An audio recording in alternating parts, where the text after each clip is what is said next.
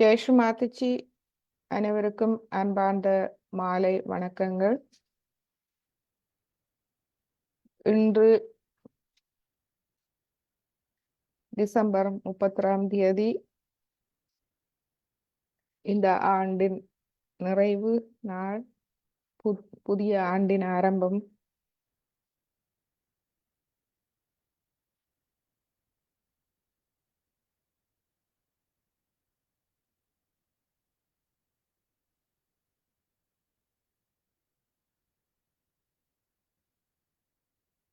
புதிய ஆண்டில் நாம்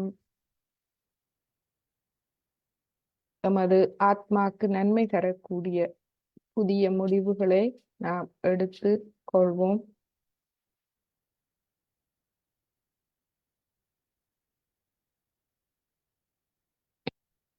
தியானத்தில் முன்னேறுவோம்.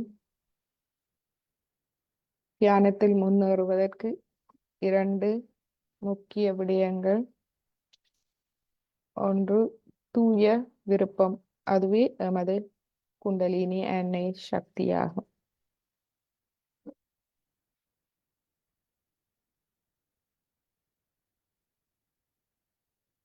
இரண்டாவது தூய கவனம், நிர்மலமான சித்தம்.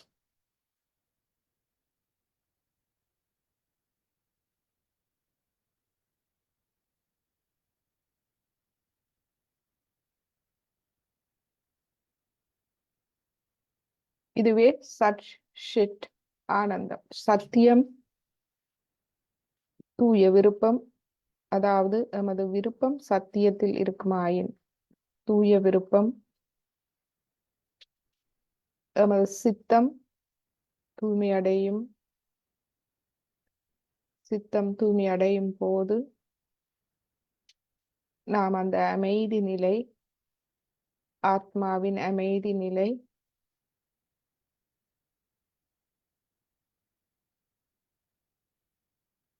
அந்த அமைதி நிலை எமக்கு ஆனந்தத்தை தரும். நாம் அந்த உண்மையான ஆனந்தத்தை நாம் உணரக்கூடியதாக இருக்கும்.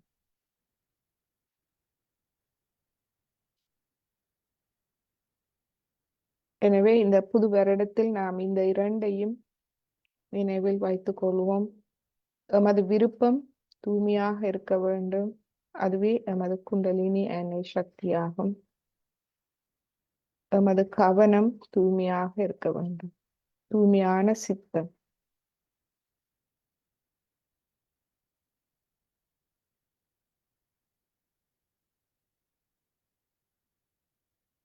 இது இரண்டும் எமது பங்காகும்.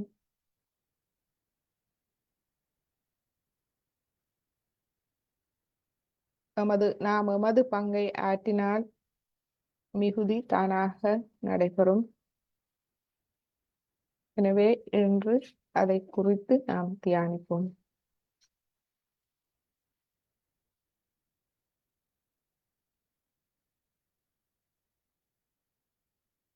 கவனம் தூய்மையடைவதற்கு நாம் எமது கவனத்தை அறிவூட்ட வேண்டும்.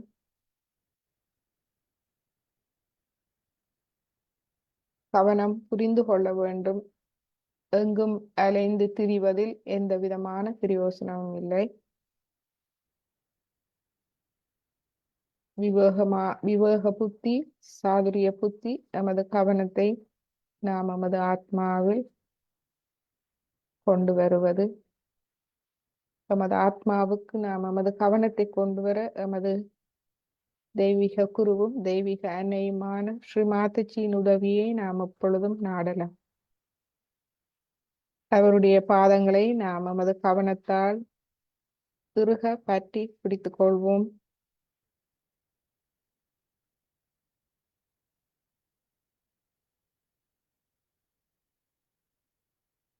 அவர் எம்மை அன்போடும் கருணையோடும் எம்மை வழி நடத்துவதை நாம் பின்பற்றுவோம்.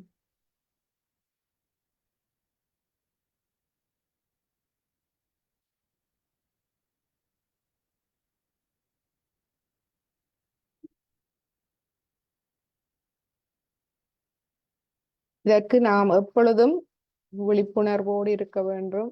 விழிப்புணர்வு என்பது நாம் எப்பொழுதும் எமது குருவின் முன் அமர்ந்திருக்கின்றோம். எம்மை வழிநடத்தும் குருவின் முன் அமர்ந்திருக்கின்றோம்.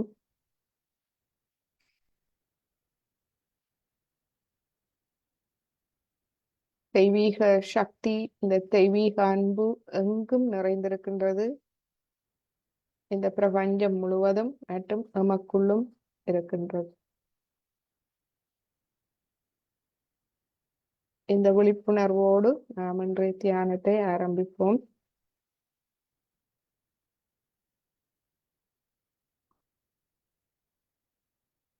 ஸ்ரீ மாதாஜிக்கு இரு கரங்களும் கூப்பி வணக்கம் தெரிவித்து, தாயே, இன்றைய தியானத்தை வழி நடத்தி தாருங்கள்.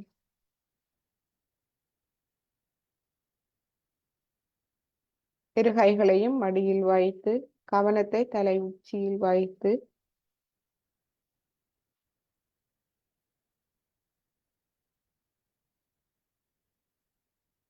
சிறிது எம்மை கவனிப்போம்.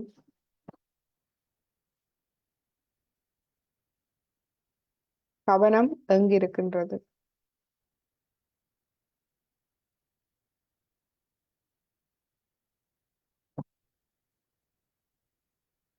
குருவின் பாதங்களில் வைத்திருக்கின்றோமா என்று நாம் கவனிப்போம்.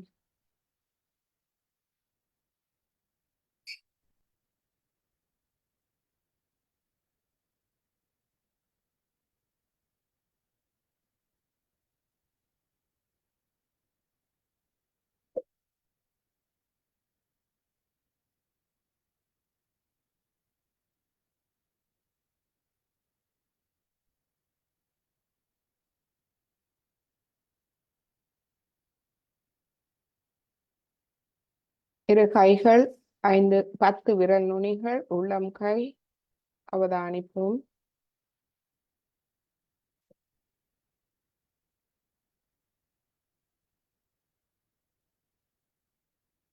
குண்டலினி ஆனையை உயர்த்தி கவசம் இட்டுக்கொள்வோம். முதலாவது தடவையாக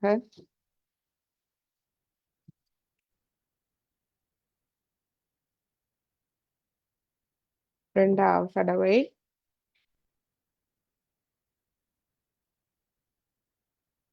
மூன்றாவது தடவை,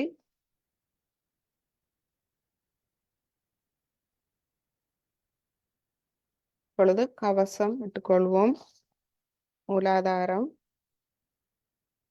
சுவாதிஷ்டானம், நாபி, பவசாகரம், இருதயம், விஷுதி, ஆக்ய, சஹஸ்ராரம்.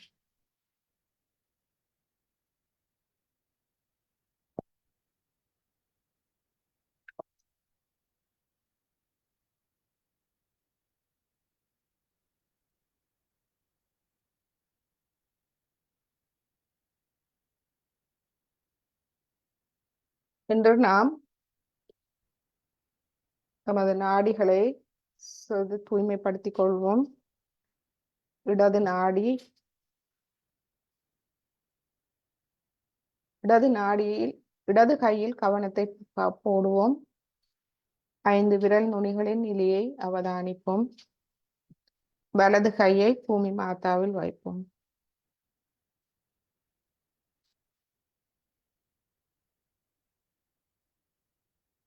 இடது கை எமது ஆசைகள், உணர்வுகளோடு தொடர்பானது, கடந்த கால வாழ்வோடு தொடர்பானது. கடந்த கால வாழ்க்கையால் நமக்குள் ஏற்பட்ட மமகாரம், பழக்க வழக்கங்கள், கடந்த காலத்தில் நாம் சேகரித்த அறிவு,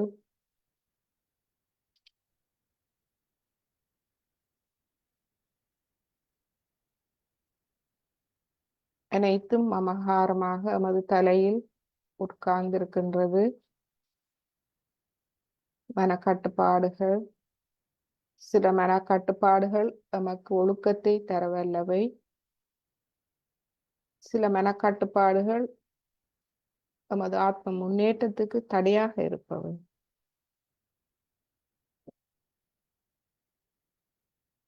இவை அனைத்தையும் நாம் அடையாளம் கண்டு முழுமையாக நமக்குள் இருந்து வெளியேற்ற வேண்டும். சிறு பிரார்த்தனை. ஸ்ரீ மாதாஜி, எனது வலது நாடியை முழுமையாக தூய்மைப்படுத்தி தாருங்கள். வேண்டாத ஆசைகள், உணர்வுகள், கடந்த காலத்தில்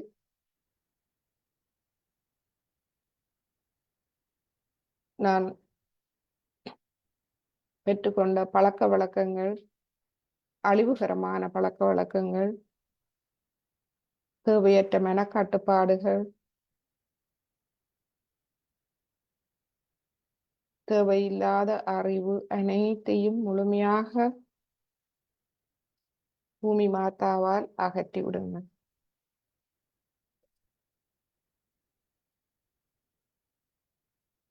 மெழுகுதிரி வைத்திருப்பவர்கள் இடது கையை மெழுகுதிரிக்கு நேராக வைத்து வலது கை பூமி மாதாவில் இருக்கட்டும். இப்பொழுது நாம் அவதானிக்க வேண்டியது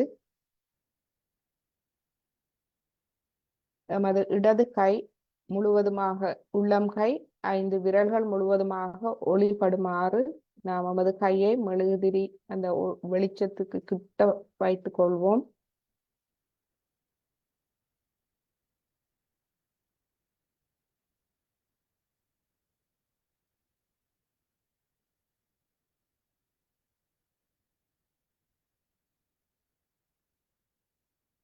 எண்ணங்கள் வருமாயில் ஸ்ரீ மாதாஜியின் ஆகிய சக்கரம் நெற்றி பொட்டை நாம் பார்க்கலாம், குங்குமத்தை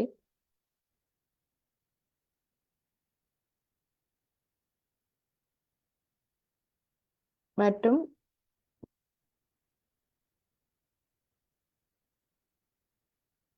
தமது 5 விரல் நுனிகள் உள்ளம் கையில் நடப்பதை அவதானிப்போம்.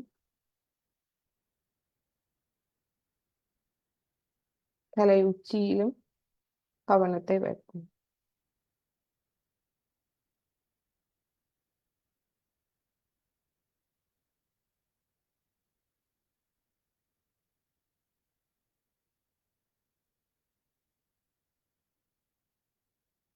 இந்த இடது நாடியை நாம் முழுமையாக தூய்மைப்படுத்துவதற்கு இந்த நிலையில் நாம் ஸ்ரீ கணேச ஆதரவு சேஷம் கேட்போம்.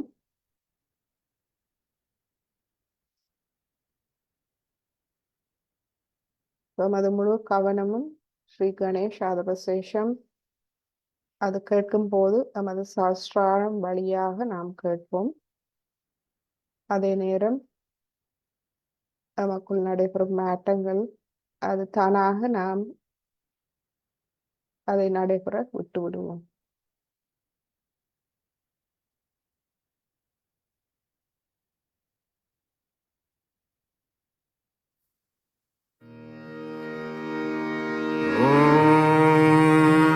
नमस्ते गणपतये त्वमेव प्रत्यक्षं तत्त्वमसि त्वमेव केवलं कर्तासि त्वमेव केवलं धर्तासि त्वमेव केवलं हरतासि त्वमेव सर्वं खल्विदं ब्रह्मासि त्वं साक्षादात्मासि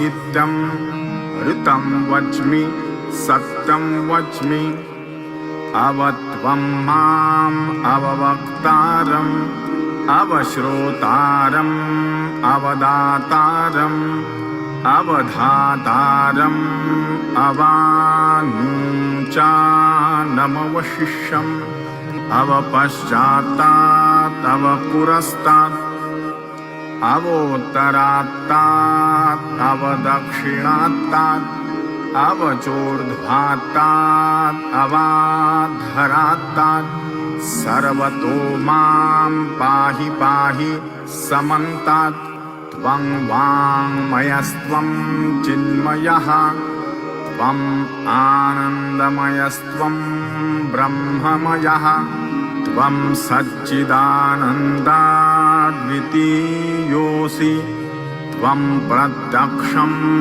ब्रह्मासि त्वं ज्ञानमयो विज्ञानमयोऽसि सर्वं जगदिदं त्वत्तो जायते सर्वं जगदिदं त्वत्तस्तिष्ठति सर्वं जगदिदं त्वयि लयमिष्यति सर्वं जगदिदं त्वयि प्रत्येति त्वं भूमिरापो नलो नीलो नभः त्वं चत्वारि वाक्पदानि त्वं गुणत्रयातीतः त्वं देहत्रयातीतः त्वं कालत्रयातीतः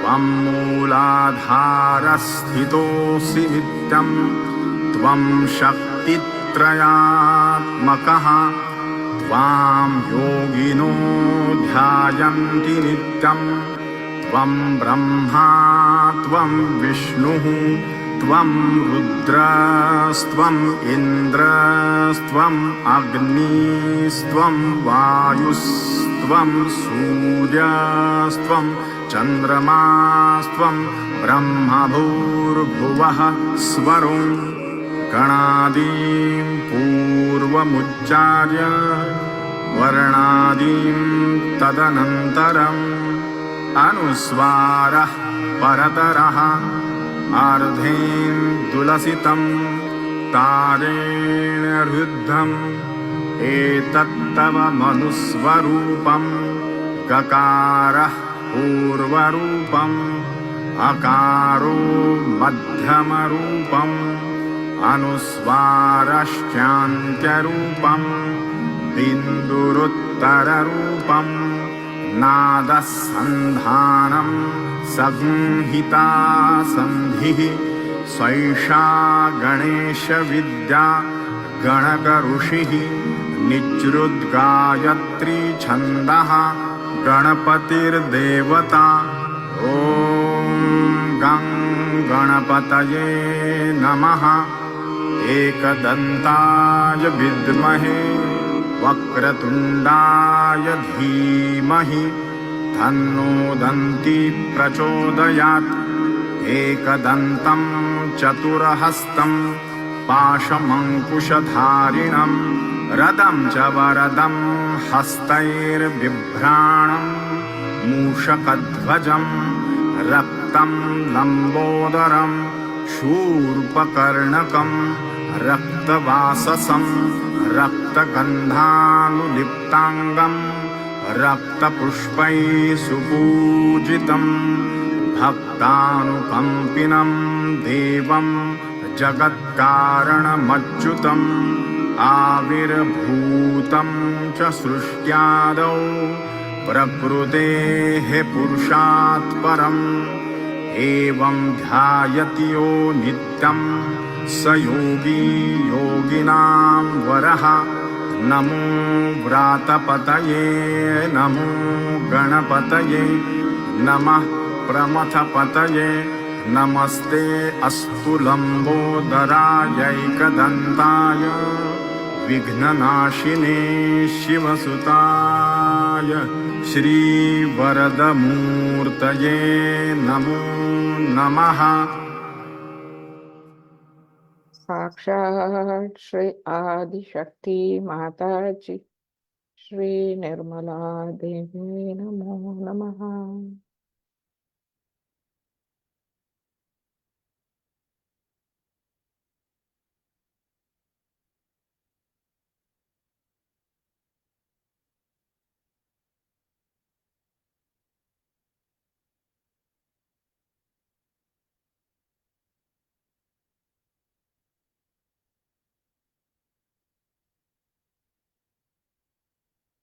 நமது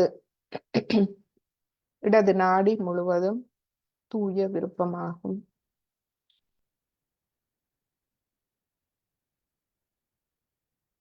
மற்றும் இது நமது இடது சுவாதிஸ்தானத்தில் இருந்து ஆரம்பிக்கின்றது.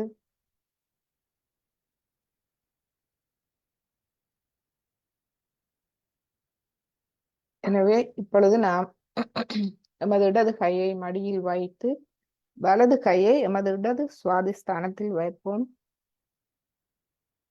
இடது பக்க அடி வயிற்று பகுதியில் இங்கு 6 தடவை நாம் சுத்த இச்சா மந்திர சொல்லுவோம். சுத்த இச்சா என்பது தூய்மையான இச்சை விருப்பம். அனைவரும் மந்திரங்கள் சத்தமாக சொல்லப்பட வேண்டியவை. முழு கவனத்தோடு கவனம் தலையுச்சியில் சசாரத்தில் மற்றும் எமது வலது கை வைக்கப்பட்டு இருக்கும் இடத்திலும் எமது இடது கையையும் நாம் அவதானித்து அந்த மந்திரத்தை நாம் சொல்லுவோம்.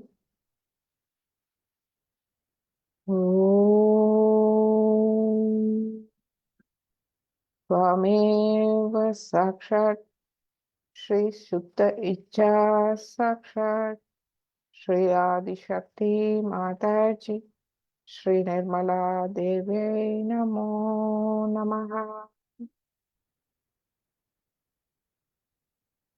ओम त्वमेव साक्षात् श्री शुद्ध इच्छा साक्षात् श्री आदिशक्ति माताजी श्री निर्मला देवी नमो नमः। ओम त्वमेव साक्षात् श्री सुत इच्छा साक्षात् श्री आदिशक्ति माताजी श्री निर्मला देव्यै नमो नमः। ॐ त्वमेव साक्षात् श्री सुत इच्छा साक्षात् श्री आदिशक्ति माताजी श्री निर्मला देव्यै नमो नमः। ॐ त्वमेव साक्षात् श्री सुत इच्छा साक्षात् श्री आदिशक्ति माताजी श्री निर्मला देव्यै नमो नमः।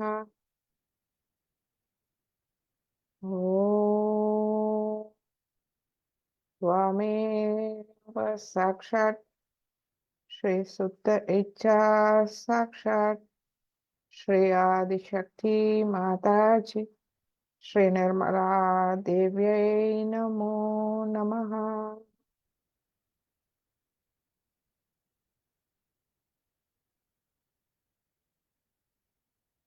சுவாதிஷ்டான சக்கரம் 6 இதழ்களை கொண்டது. அதனால் நாம் 6 தடவை இந்த மந்திரத்தை எடுத்தோம். இப்பொழுது நாம் மாற்றத்தை சாட்சி பாவ நிலையில் கவனிப்போம்.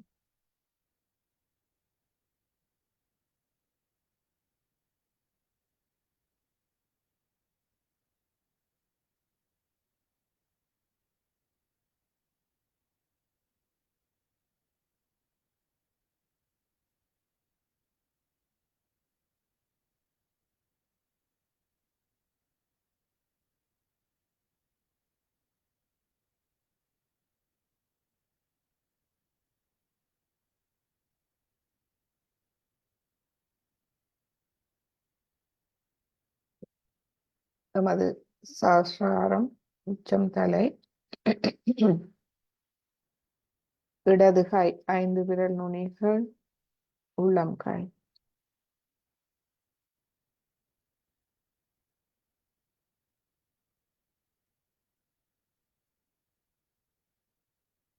நமது முழு இடது பக்கம்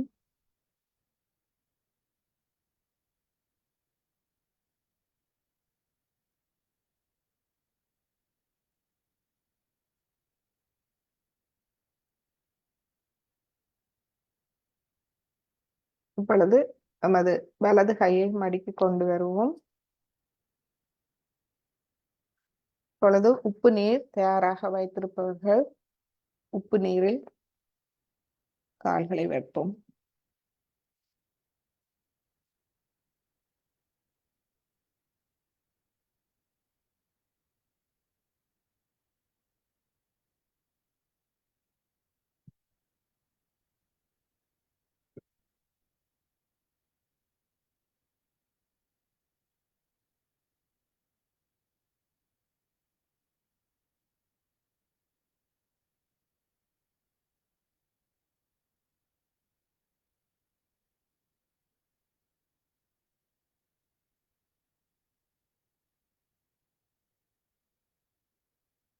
இப்பொழுது வலது கை மடியில், இடது கை ஆகாயத்தை நோக்கி வைப்போம்.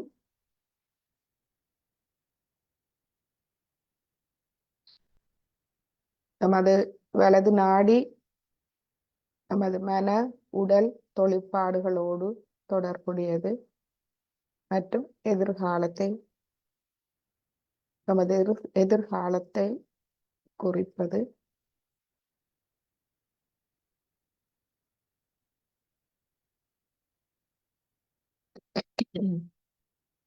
நமது எதிர்காலத்தை குறித்த மன உடல் தொழிற்பாடுகள், கிரியா சக்தி.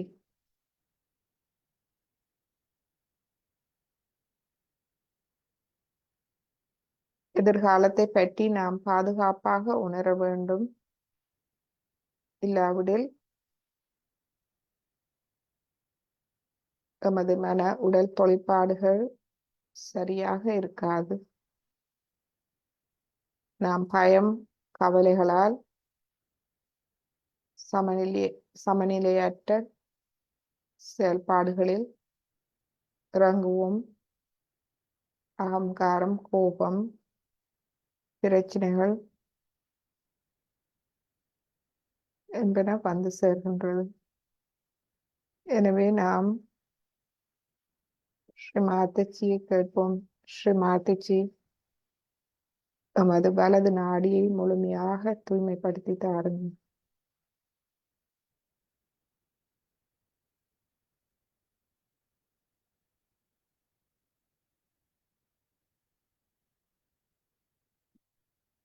எனது மனதில் இருக்கும் தொழிற்பாடுகள், உடலில் இருக்கும் தொழிற்பாடுகள், உடல் தொழிற்பாடுகள் அனைத்தையும் தூய்மைப்படுத்தி ஆறுதல் படுத்தி தாருங்கள்.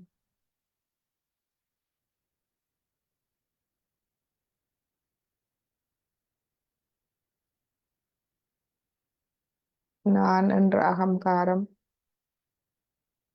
முழுவதையும் என்னிடமிருந்து அகற்றி விடுங்கள்.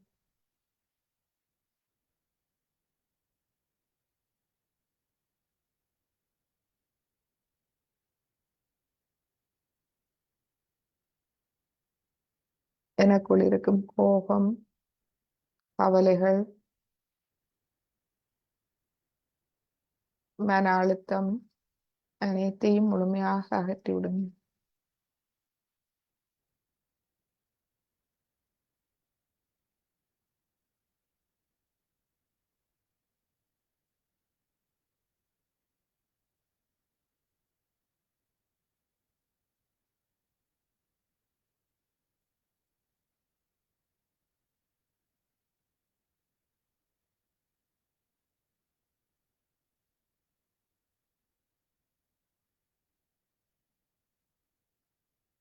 எமது வலது நாடி எமது கவனத்தை அறிவூட்டி தூய்மைப்படுத்துகின்றது. நமக்கு தூய கவனத்தை தருகின்றது.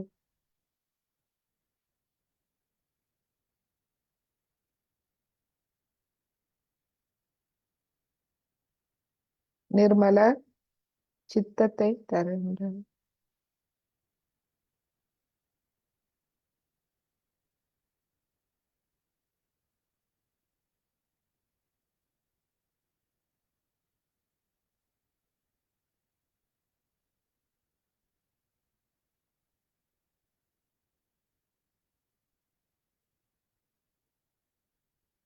முழு கவனமும் சஹஸ்ராரத்தில் இருக்கட்டும்.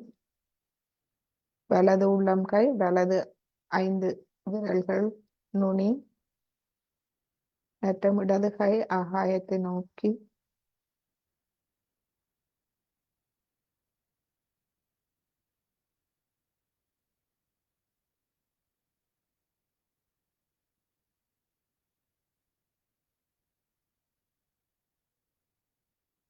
இப்பொழுது எமது இடது கையை வலது பக்க சுவாதிஸ்தானத்தில் வைப்போம்.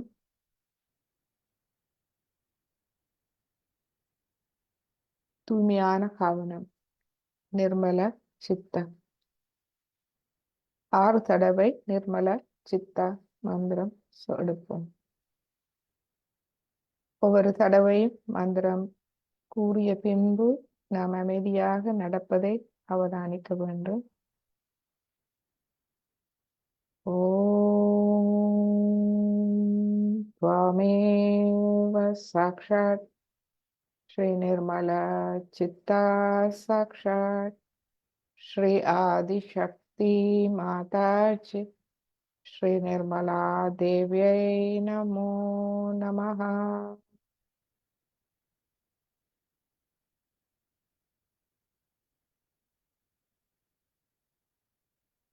ओम त्वमेव साक्षात् श्री निर्मला चित्ता साक्षात् श्री आदिशक्ति माताजी श्री निर्मला देव्यै नमो नमः.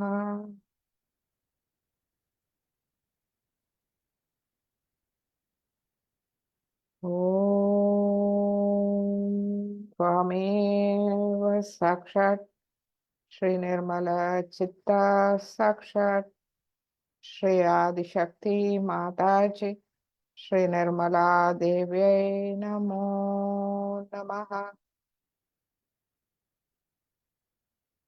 ஓம் त्वमेव साक्षात् श्री निर्मला चित्ता साक्षात् श्री आदिशक्ति माताजी श्री निर्मला देव्यै नमो नमः. ओम त्वमेव साक्षात् श्री निर्मला चित्ता साक्षात् श्री आदिशक्ति माताजी श्री निर्मला देव्यै नमो नमः. ओम त्वमेव साक्षात् श्री निर्मला चित्ता साक्षात् श्री आदिशक्ति माताजी श्री निर्मला देव्यै नमो नमः.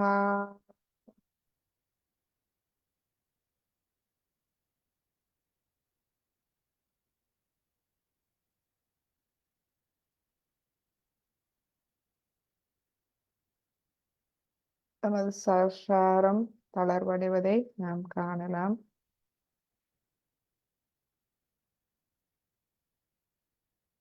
கைகள் குளிர்மையாக நுண்ணதிர்வுகளை பாய்வதை நாம் காணலாம்.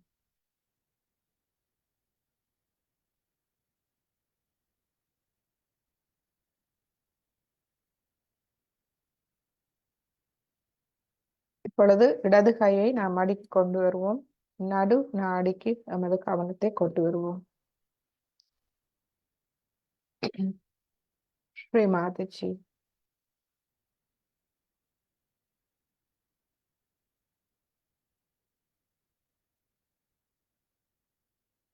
மீண்டும் ஒரு புதிய வருட ஆரம்பத்தில் நாம் நிற்கின்றோம்.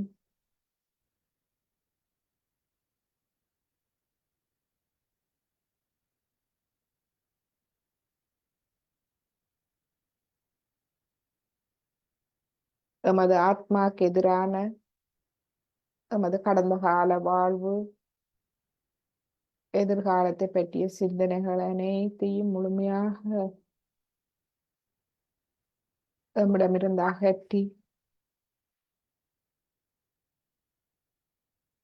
எம்மை இந்த தியான நிலையில் எம்மை முன்னேற்ற பாதையில் எடுத்து செல்லுங்கள் தாயே. கடந்த காலம் முடிந்த ஒன்று, நிகழ்காலம் இன்னும் வரவில்லை. தங்கள் கிருபையால் எதிர்காலம் பாதுகாப்பானது.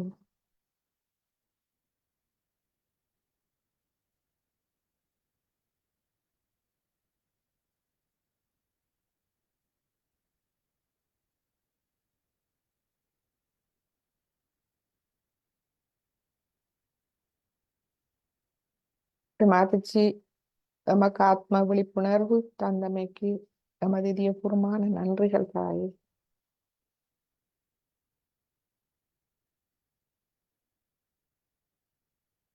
நான் ஒரு தூய ஆத்மா,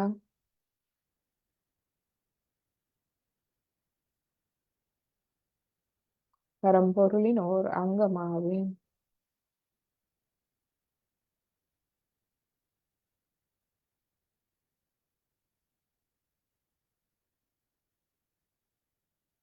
எமக்கு தன் நம்பிக்கையை தந்ததற்கு நன்றி தாயே.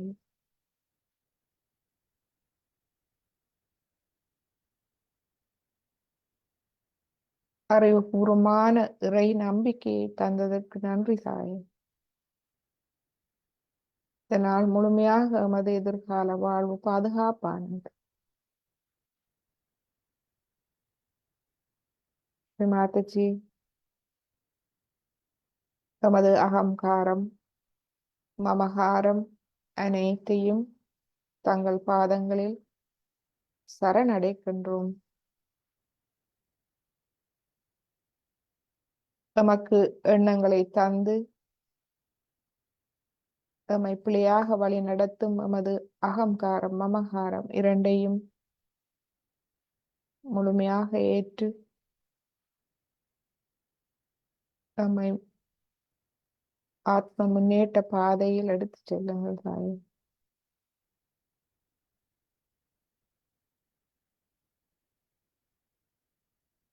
நடுநாடியில் முழுமையாக எமது கவனத்தை தலை சஹஸ்ராரத்தில் வைத்து சுழுமுனை நாடி மூலாதாரம் சஹஸ்ராரத்தில் ஸ்ரீ மாதச்சியின் பாதத்தில் சரணடைவோம்.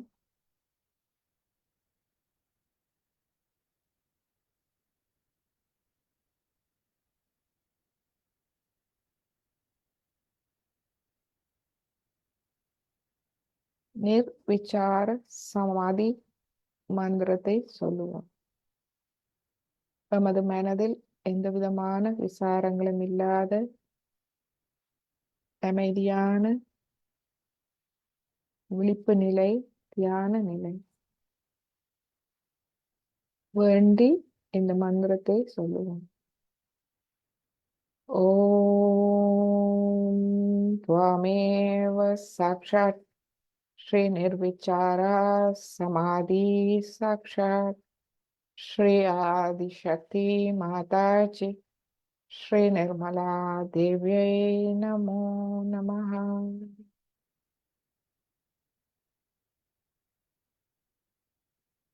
ஸ்ரீ மாதாஜி, எனது இருதயத்தில் இருக்கும் ஆத்ம தத்துவத்துக்கு நான் தலை வணங்குகின்றேன். அதுவே சிவ தத்துவம், பிரேம தத்துவம், அன்பு, தெய்வீக அன்பாகும்.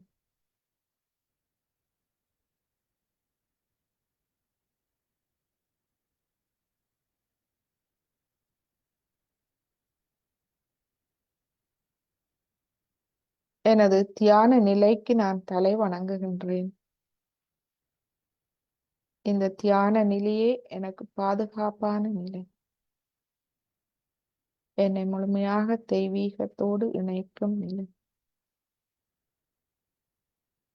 எனது தேவைகள் அனைத்தும் தெய்வீகத்தால் கவனிக்கப்படும் நிலை. என் நிலைக்கு நான் தலை வணங்குகின்றேன்.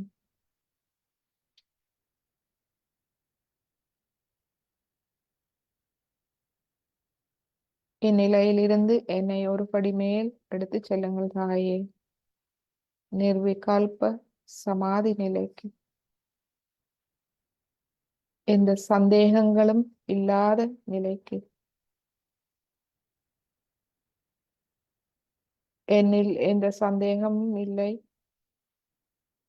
தெய்வீக அன்பில் எந்த சந்தேகமும் இல்லை. கடவுளுடைய சித்தமே முழுமையாக நிறைவேறும்.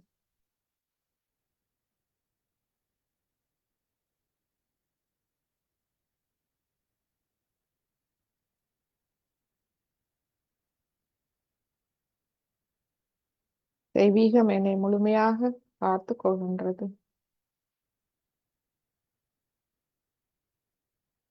ஸ்ரீ மாதாஜி, எனது வாழ்வு தெய்வீகத்துக்கு பெருமை சேர்ப்பதாக இருக்க அருள் புரியுங்கள். கடவுளின் சித்தமே எப்பொழுதும் நிறைவேறும். எமது அன்றாட தேவைகளை கவனித்துக் கொள்ளுங்கள்.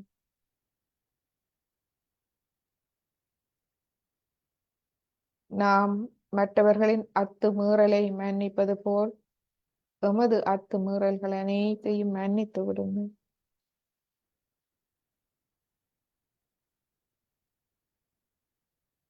முக்கியமாக கடவுளுக்கு எதிரான சின்னத்தனங்கள், அறியாமை, மூடத்தனம் அனைத்தையும் மன்னித்து விடுங்கள்.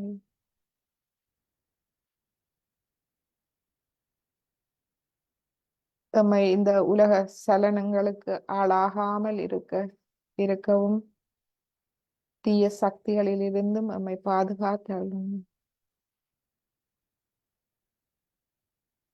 தமது முழுமையான சரணாகதியை ஏற்று நமக்கு அமைதி நிலையை தாருங்க. தியான நிலையை தாருங்க.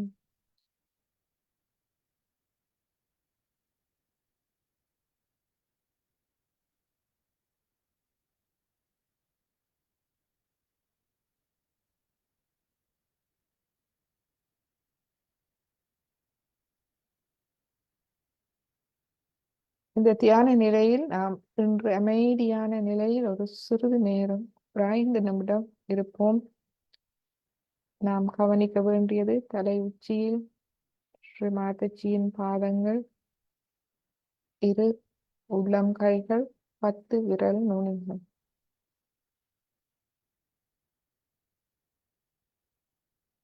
தியான மூலம் குருமூர்த்தி, பூஜா மூலம் குருபதம், மந்திரமூலம் குருர்வாக்கியம், மோக்ஷமூலம் குரு Kripa, Sri நிர்மலமா Kripa.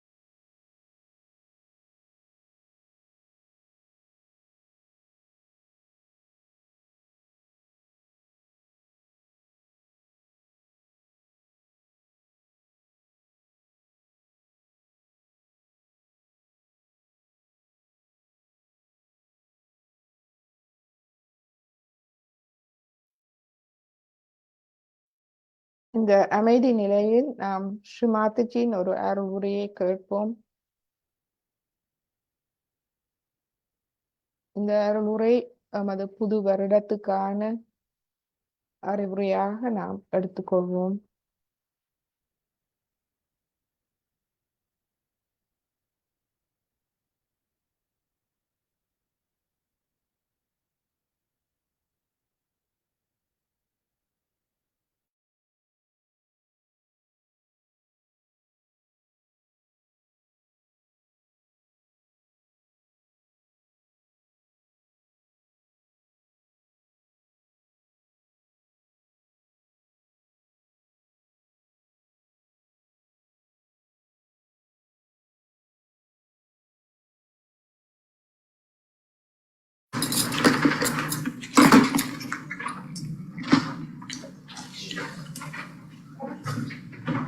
So today is a day according to Indian calendar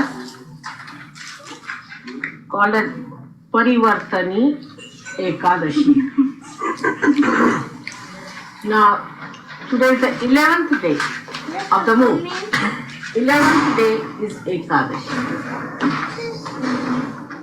Also in Sahaja Yoga you know about Ekadasha Rudra, which is here, which will ultimately destroy all those things which are not required anymore. That is Ekadashi here. That's the 11th. But today is a special day where we are going to use the power of Ekadasha to do the parivartan, means the transformation. It is not for destruction but for transformation. It's such a day to be here in New York where we use the destructive powers for the transformation of humanity. So it's a very great day today that we are going to transform people by the manifestation of the Ekadashastra. And they are 11 placed over your forehead here, and you know how they work out. So these can come out of destructive powers of the world. World has got 10 destructive powers also. Out of those 10, the destructive part settles down here. So when a person is on his destruction, say for example a cancer is setting, then you might feel a throb here at the apex of your world, the throb. And it doesn't logically means that if there's a throb, there's a cancer. But if there's a cancer, there will be a throbbing here going on. That means the force of life is trying to push it. But the obstruction there starts accumulating on both the sides. And in the center is the center of Vishuddhi, of the Virat, where Sri Krishna has become the Virat, the great primordial. So this is the 11th part of destruction. He has a power called Samhara Shakti by which he kills people. So before killing them and finishing them off, in the compassion of your mother, we have to first try to transform them. If they cannot be transformed, then it's all right. Then Ekadasha takes over. So these 11 very great destructive powers will be used by the Kalaki, the one who is going to manifest on a white horse. Before that, today is a very great day, that these powers we are going to use for transformation. Now how can destructive powers be used for transformation? First of all, when people know that there are destructive powers manifesting, they start fearing. They get afraid that we will be destroyed, so we must take to God. That's one of the ways. Secondly, if a person comes to know about any destructive disease like cancer, he wants to find out a method. And there is no method available on a human level. So then he thinks of God and wants to come nearer. The fear brings him closer to God. He depends on God more than on his rationality, than on his ego or something. And he wants to depend on God's powers to cure him or to save him from this destruction. Because he is now on the brink of destruction. As soon as cancer is set in, he knows that there's no end to it and he has to be destroyed. So this is another way people take to transformation, to change their attitudes, to change their value systems. I have known of many husbands or wives who got cancer and their counterparts became very mild, gentle, kindly, romantic. They tried to give all the love, all the protection, all the good things to a person who is going to die now of a condition.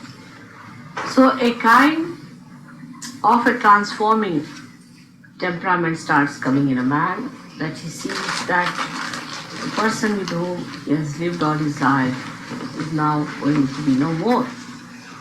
So a kind of beautiful feelings towards the person of giving whatever you have beautiful within you starts, and that's how people develop another kind of personality which was never apparent before.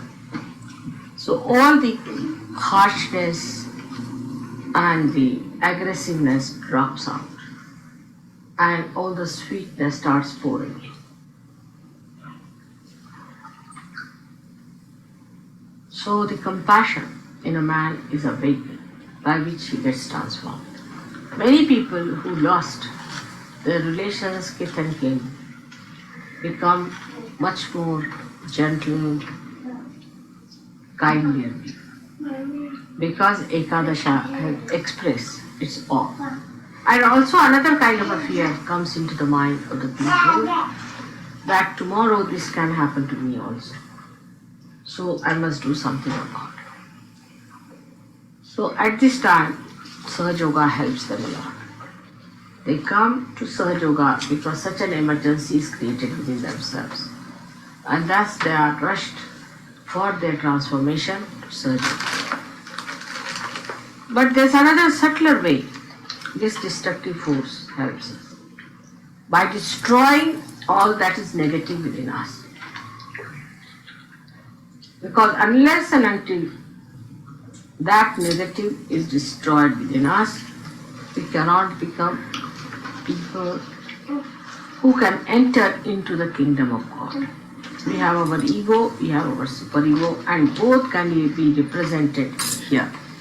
When you have your ego, very much great ego, then you'll find a big blob like ego coming out on this side, a very big one here.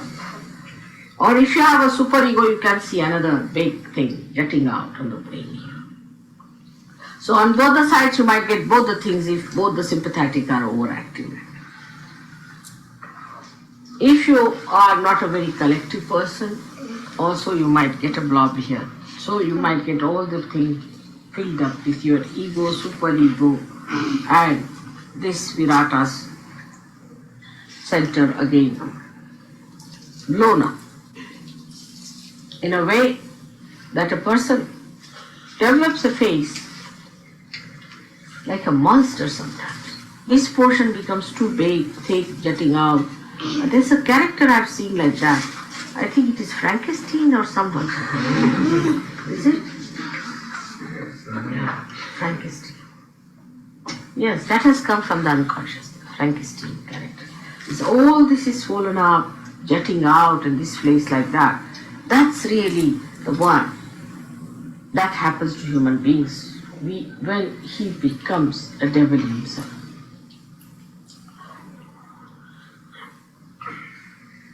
So this is how the Ekadasha works within us to destroy our negativity within us. In India, so many people fast on this for atonement. On the 11th day is very common. You must do Ekadashi. All the Hindus and all these people do Ekadashi. That is the 11th day they don't eat anything at all. But you shouldn't do it after the advent of your mother. Because I am the Ekadasha myself. So why should you do it now when I have come? It was done when I was not here just to call me. So now I am back here. You need not do this anymore, the penance of Ekadashi. But you have to be careful. Now Ekadasha comes, as I told you, from the void. So firstly it comes when you accept someone as your guru. Say, who are false, who are anti-God, anti-Christ.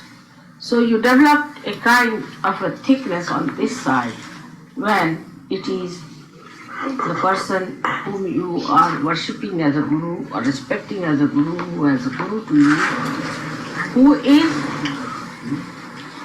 not really. So you develop a super-ego which shows on this side, this part. Now the other side of it shows when a person says, I am my own guru, I'm practicing my own meditation, I have nothing to do with anybody's guidance, I'm quite alright as I am. Such a person develops the other half. So you have this half developed because of that, and this half developed because of the superego that you get these false and fake gurus. Now what happens sometimes, that when you get involved into this kind of superego behavior, at that time, it so happens that you might take over from them and start using it for your ego. That's the worst time for you. At that time, what you do is to act like the devils yourself. And once you start doing that, your Ekadasha is completely finished. And then I don't think it's easy to get rid of it. It's very difficult. But if it is one-sided, it's much easier to do. So today is the day which is called as the Ekadasha, which is going to bring the transformation. When you are transformed, so many things are automatically destroyed within you. As you can see very clearly, that all your misidentifications drop off. The misidentification that I am an American, that I am a Christian, or I am a Jew, I am this, I am that, all these false misidentifications drop off. And you become a naked human being. First of all, you are a human being, and then a superhuman being without the ego. Without the ego. So your ego is destroyed, your superego is destroyed, your conditionings are destroyed, and all your false ideas about knowledge are destroyed. So what remains and emerges out is the reality. Now see, when a flower becomes the fruit, everything practically drops out of the flower, you can say. Like the calyx is dropped out, then the petals are dropped out, and then the apicalyx is there, that is also dropped out. But what remains is the seed. Actually, if you see, around the seed, all these things develop and the fruit remains. The rest of it drops out. In some fruits, some part is used, in some fruits, nothing is used. A very little growth comes out as fruit and becomes the fruit while the flowers are. So in us also, whatever becomes spirit remains, the rest drops out. And that is what it is when we call it the Ekadasha, which brings forth the transformation. And one has to understand we have to drop out many things. Some people I've seen, they said, what's wrong? I'm smoking, still my vibrations are wrong. Some say, what's wrong? I'm drinking, still my vibrations are wrong. I'm going to this room, still my vibrations are there.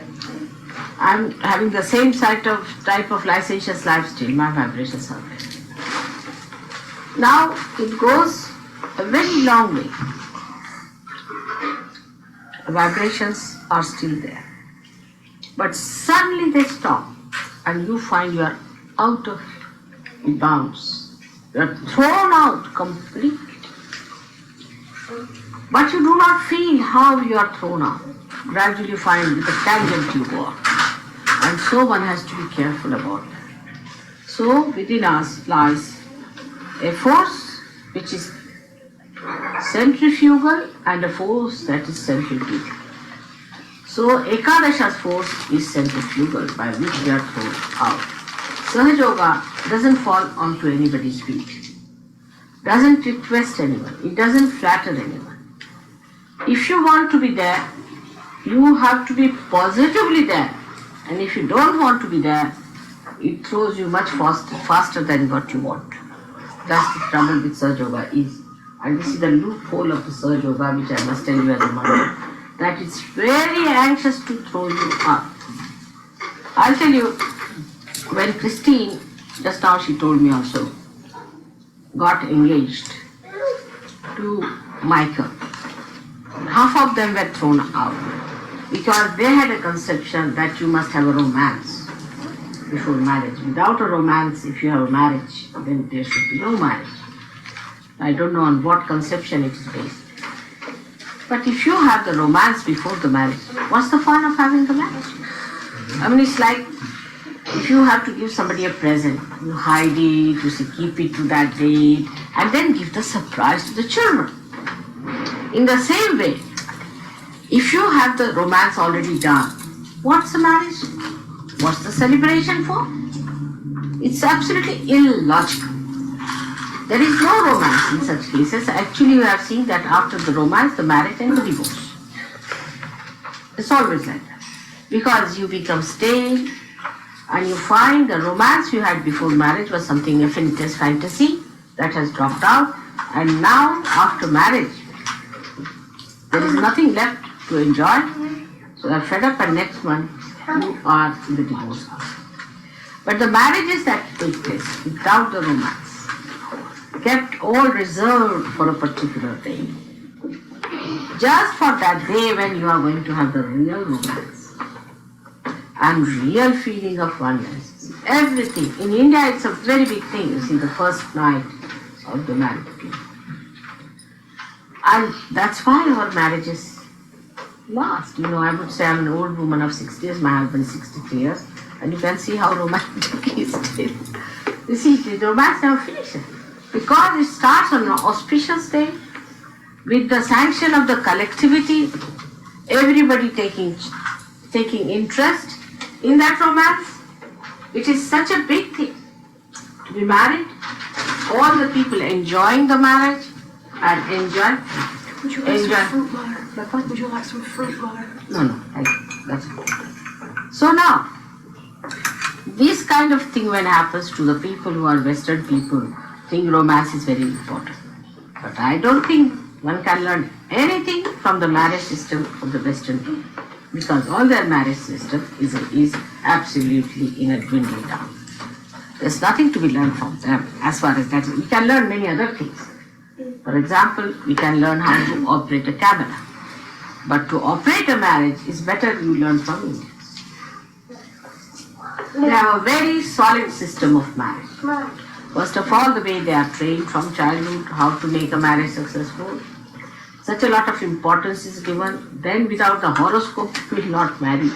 Without the auspicious date, they won't marry. Everything they work out in such details so that the marriage cannot fizzle out.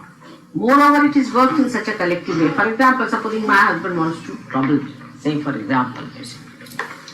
So, the sister of my husband will take him to task.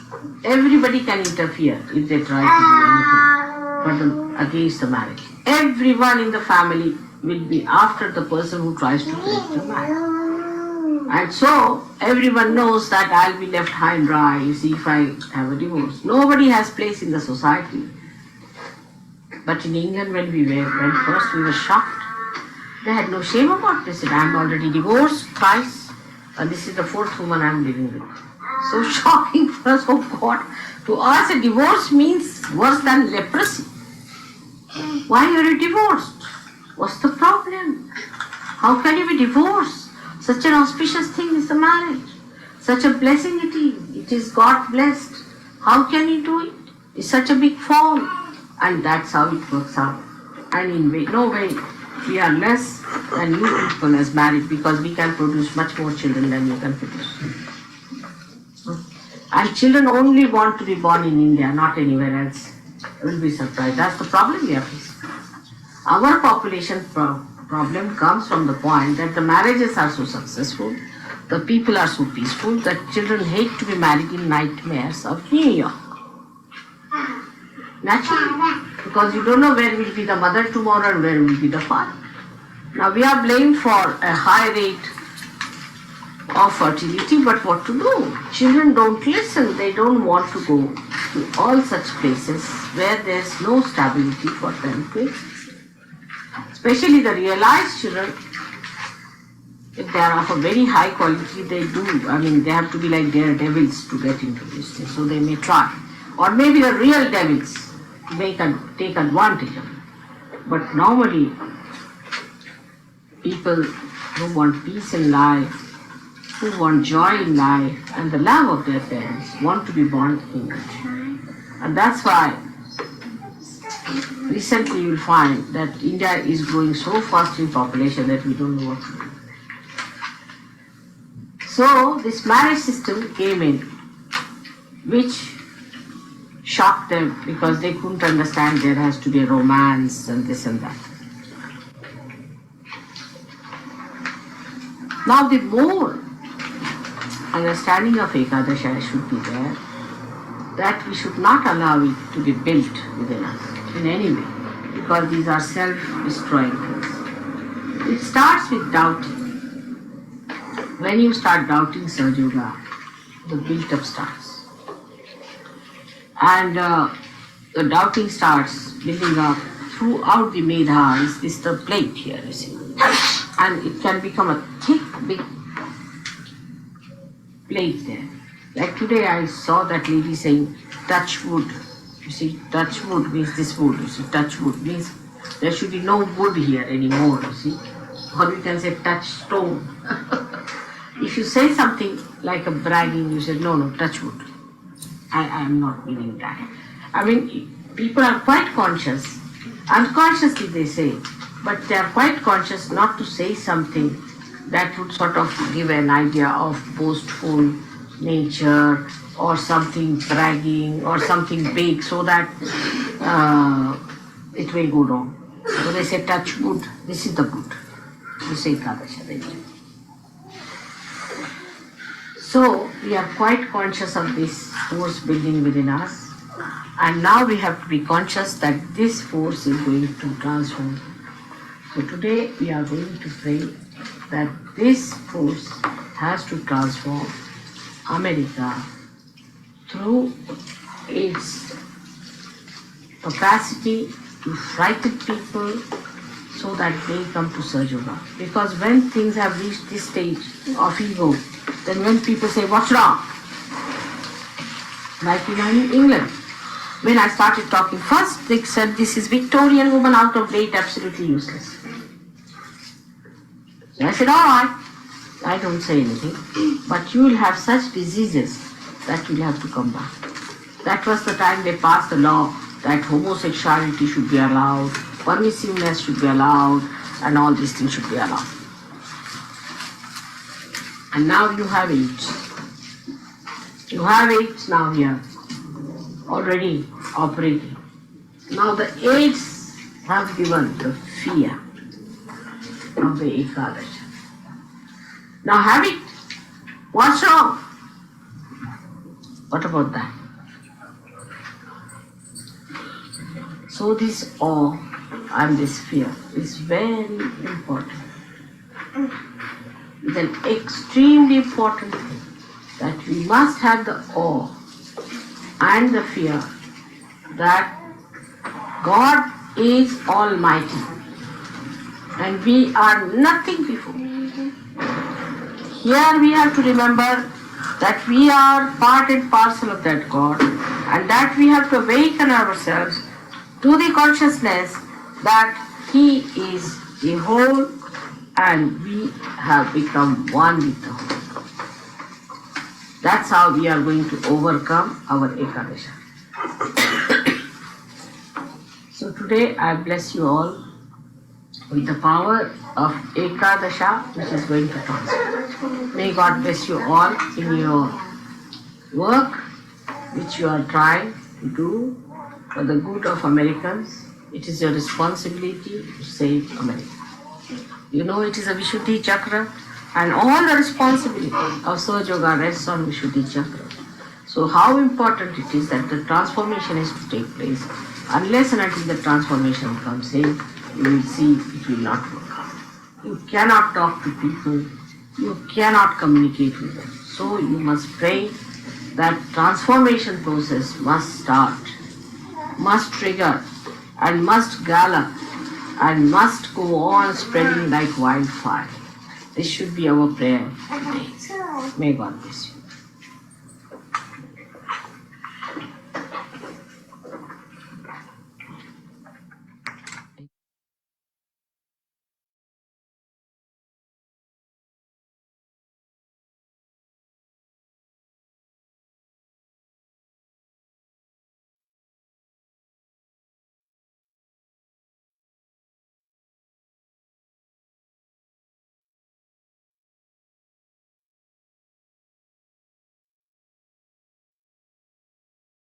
பிரமாசிச்சி கூறியது போல் America மட்டுமல்ல, அனைத்து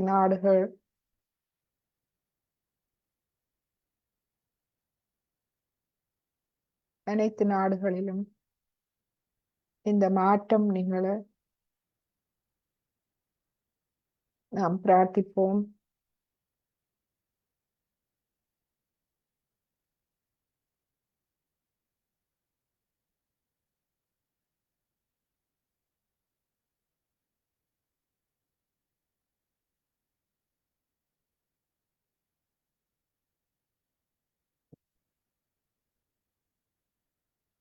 இந்த தெய்வீக அன்பு எங்கும் நிறைந்திருக்கின்றது. சர்வ வல்லமை பொருந்திய கடவுளின் சக்தி தெய்வீக அன்பாகும். அதற்கு முன் நாம் ஒன்றுமில்லை, நாம் ஒன்றும் செய்வதில்லை. அந்த பிரமிப்பும் பயமும் நமக்குள் நாம் கொண்டிருப்போம்.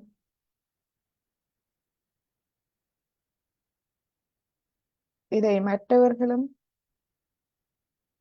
உணர்ந்து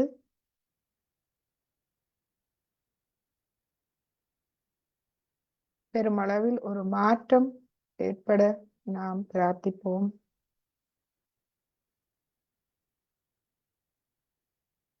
ஒவ்வொரு நாடிலும் வாழும் மக்கள் ஒவ்வொருவரிலும்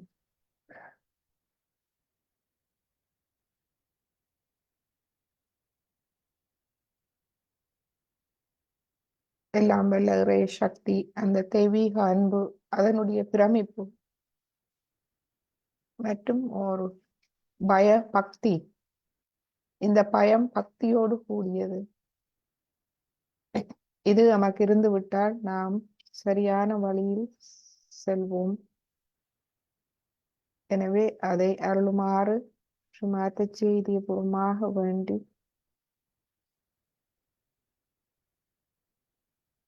இந்த ஏகாதச மந்திரத்தை நாம் சொல்லுவோம். இந்த 11 சக்திகளும் இந்த மந்திரத்தில் வருகின்றது.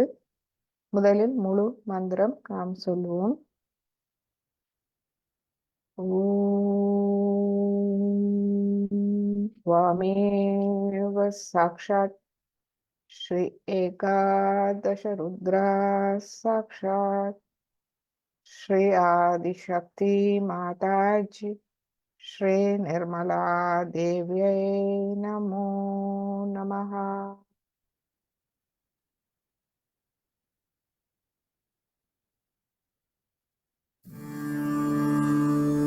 श्री एकादश रुद्र के 11 नाम.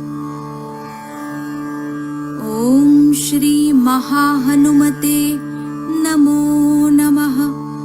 ओम श्री महाभैरवाय नमो नमः. ओम श्री बुद्धाय नमो नमः. ओम श्री महावीराय नमो नमः. ओम श्री महाकार्तिकेयाय नमो नमः. ओम श्री महागणेशाय नमो नमः. ओम श्री येशुक्रिस्ताय नमो नमः. ओम श्री ब्रह्मदेव सरस्वत्यै नमो नमः. ओम श्री लक्ष्मीनारायणाय नमो नमः. ओम श्री शिवपार्वत्यै नमो नमः. ओम श्री हिरण्यगर्भाय नमो नमः.